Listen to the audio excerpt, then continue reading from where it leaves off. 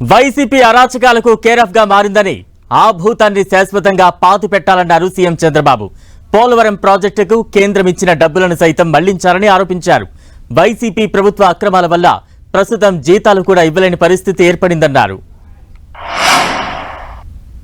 తెలివైన మేధావుల్ని చెన్నైని మార్చేయమనండి, బెంగళూరు సిటీని మార్చేయమనండి, బాంబే సిటీని మార్చమనండి, హైదరాబాద్ సిటీని మార్చమనండి. బుద్ధి జ్ఞానం ఉంటే మాట్లాడడం మానేయమనండి, బుద్ధి జ్ఞానం లేకపోతే మాట్లాడమనండి. మీ ఇంటి మీద నీళ్లు వస్తాయని ఆకాశంలో పోతావు, నువ్వు ఇంటికి నీళ్లు రాకుండా చూసుకోవాలా. ఊరికే మర్యాద చెప్తే మర్యాద కూడా లేదు వీళ్ళకు. మర్యాద తెలుసుకునేది నేర్చుకోవాలి. ఇంకొకసారి మాట్లాడితే ఆ నాలుకలు తాళాలు వేయాల్సి వస్తుంది. వాట్ నాన్ సెన్స్, ఏంటి తమాషగా ఉంది. ఇన్నింటి వాస్తవాలు లెక్క పెట్టుకుంటూ రాజకీయం కోసం అసహ్యమైన రాజకీయాలు చేస్తారా మీరు? కక్కుర్తి రాజకీయాలు పడతారా మీరు? మాట్లాడేవాళ్ళు లేరని మీ ఇష్ట ప్రకారం మాట్లాడతారా? విషయం కక్కుతారా? ఎందుకంటే విషయం కక్కడం విశాఖపట్నం ఉదేమైంది? నేను పులివెందుల్లో పెడితే ఏమవుతుంది? తిరుపతికి ఫ్లడ్ రాలేదా? ఏ సిటీ సేఫ్? ఏ సిటీ సేఫ్? నెల్లూరు రాలా? What are you talking? Krishna Godavari ఎక్కడుంది? రాజమండ్రి ఎక్కడున్నాయి? కర్నూలు ఎక్కడుంది? మోస్ట్ అప్పర్ రీచ్లో ఉండే కర్నూలు ఏమైంది? కర్నూలు కొట్టుకుని పోయే పరిస్థితి లేదా? బుద్ధి జ్ఞానం ఉండాలి మహా. మీరు చేసిన ఏదో పనులకి ఒక మాటలో చెప్పాలంటే నేల మీద ముక్కు పెట్టి రాసుకోవాలి. మీరు తప్పుడు పనులు చేసి కొంచెం పాలిష్డ్గా మాట్లాడుతున్నా. పాలిష్డ్గా మాట్లాడితే వాళ్ళకి ఎక్కదు. ఎక్కని వాళ్ళకి ఏం చేయాలో కూడా చేసి చూపించాల్సిన అవసరం ఉంది. అదే జరుగుతుంది. రేపు మనం చూశారు మీరు. అక్కడ పోతే వీళ్ళని ఏం చేశారు? అదే జరగాలి రాష్ట్రంలో. కనీసం దిగారంటే మీరు నీళ్లలో. ఈస్ట్ గోదావరి జిల్లాకు పోతే రోడ్డు మీద తిరిగి మీరు వస్తే మీకు బాధలు తెలుస్తాయండి. మీకు నీళ్లలో దిగనవాడు, బురదలో దిగేదానికి నీకు ఆలోచన చేసేవాడు, నువ్వు ప్రజాసేవ పనికొస్తావు. నువ్వు 5.5 కోట్ల ఆంధ్రుల ప్రజా రాజధాని అమరావతి. 29 గ్రామాల ప్రజలు 34,000 ఎకరాల భూమిని అమరావతి రాజధాని కోసం ఉదారంగా ఇచ్చేశారు. ప్రజా రాజధాని నిర్మాణం కోసం అందరూ ఎదురు చూశారు. ఏపీ విడిపోయిన తర్వాత రాజధాని లేని రాష్ట్రంగా మిగిలిపోయింది. ఈ కొరతను తీర్చేందుకు అప్పటి సీఎం చంద్రబాబు ప్రజా రాజధాని నిర్మాణానికి కంకణం కట్టుకున్నారు. అమరావతి ప్రాంతంలోనే రాజధాని నిర్మాణం చేపట్టాలని నిర్ణయించారు. ఆ తర్వాత ప్రభుత్వం మారడంతో ఎక్కడి పనులు అక్కడే ఆగిపోయాయి. తిరిగి చంద్రబాబు ప్రభుత్వం ఏర్పడ్డాక అమరావతి నిర్మాణ పనులు వేగవంతమయ్యాయి. ప్రస్తుతం అమరావతిలో నిర్మాణాలపై 10 టీవీ గ్రౌండ్ రిపోర్ట్. 5.5 కోట్ల ఆంధ్రుల రాజధాని అమరావతి.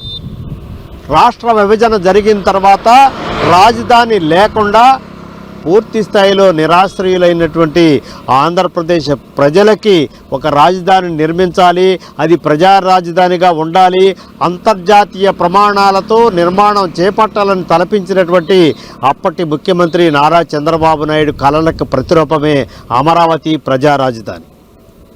దీనికి సంబంధించి భూసేకరణ చేయటం, ప్రజలను ఒప్పించటం, 29 గ్రామాల ప్రజల్ని ఆమోదంతో 34,000 ఎకరాల భూమిని సమీకరించి అమరావతి ప్రజా రాజధాని నిర్మాణాన్ని చేపట్టారు.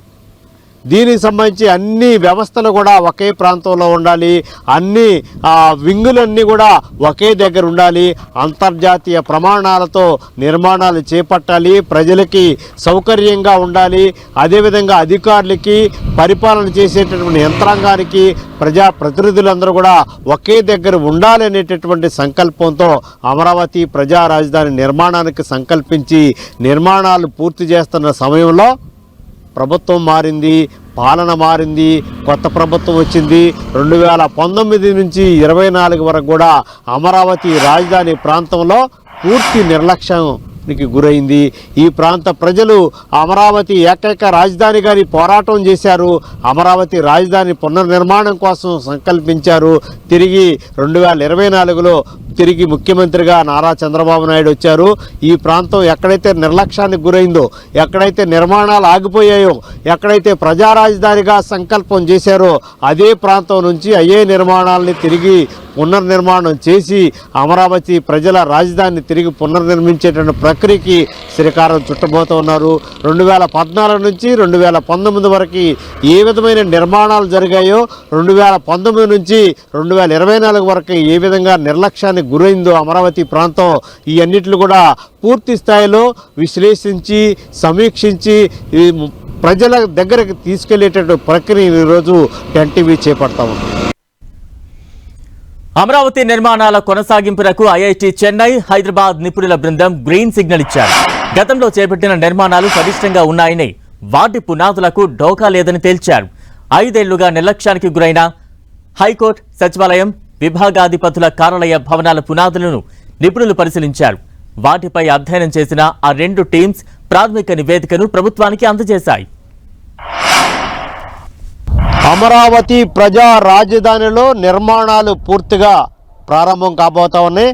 గత ప్రభుత్వ హయాంలో నిర్లక్ష్యానికి గురయ్యి దాదాపు 5 ఏళ్ల పాటు పాలన లేకుండా నిర్లక్ష్యానికి గురయ్యి శిథిలావస్థకు వచ్చినటువంటి అమరావతి రాజధానిలో చేసిన నిర్మాణాలన్నిటి కూడా పూర్వ వైభవం రాబోతా ఉంది. దీనికి సంబంధించి పూర్తి స్థాయిలో ఇటీవల కాలంలోనే ఐఐటి హైదరాబాద్, ఐఐటి చెన్నైకి చెందినటువంటి నిపుణుల బృందం కూడా చేసినటువంటి నిర్మాణాలు పటిష్టత ఉందా లేదా, అవి భవిష్యత్ అవసరాల కోసం ఉపయోగపడతాయా లేదా అనేటటువంటి అంశానికి సంబంధించి 3 రోజుల పాటు అధ్యయనం చేసి ప్రభుత్వానికి నివేదిక సమర్పించింది. నిర్మాణాలన్నీ కూడా చాలా పటిష్టంగా ఉన్నాయి. వాటికి సంబంధించినటువంటి నిర్మాణాలను యథావిధిగా కొనసాగించవచ్చని చెప్పేసి ఐఐటి నిపుణుల బృందం ఇచ్చిన నివేదిక తర్వాత ప్రభుత్వం కూడా పూర్తి కీలక నిర్ణయం తీసుకుంది. ప్రస్తుతం మనం ఇక్కడ అమరావతి రాజధాని ప్రాంతంలో ఉన్నటువంటి నిర్మాణాల దగ్గర ఉన్నాం. ఇవి ప్రస్తుతం మనకు కనిపిస్తున్నటువంటి ఈ నిర్మాణాలు ఐఏఎస్ అధికారులకి నివాసానికి సంబంధించినటువంటి నిర్మించిన నిర్మాణాలు. ఇవి 2014, 2019 మధ్య కాలంలో చంద్రబాబు నాయుడు ముఖ్యమంత్రిగా ఉన్న సమయంలో చేసినటువంటి నిర్మాణాలు. ఆ తర్వాత 2019లో అధికారంలోకి వచ్చినటువంటి వైసీపీ ప్రభుత్వం కనీసం వీటిని ఏమాత్రం పట్టించుకోలేదు. ఈ ప్రాంతానికి సంబంధించిన దృష్టి ఏమాత్రం సారించలేదు. ఫలితంగా అసలు వీటి నిర్మాణాలన్నీ కూడా శిథిలావస్థకు వచ్చే అసలు పనికొస్తాయా లేదా అనేటటువంటి అంశం తెర మీదకి వచ్చినటువంటి నేపథ్యంలో 2024లో అధికారంలోకి వచ్చినటువంటి ఎన్డీఏ ప్రభుత్వం ముఖ్యమంత్రిగా బాధ్యతలు చేపట్టిన తర్వాత నారా చంద్రబాబు నాయుడు అధికారంలోకి వచ్చిన తర్వాత ఆయన స్వయంగా ఈ ప్రాంతాన్ని అంతా పరిశీలించారు.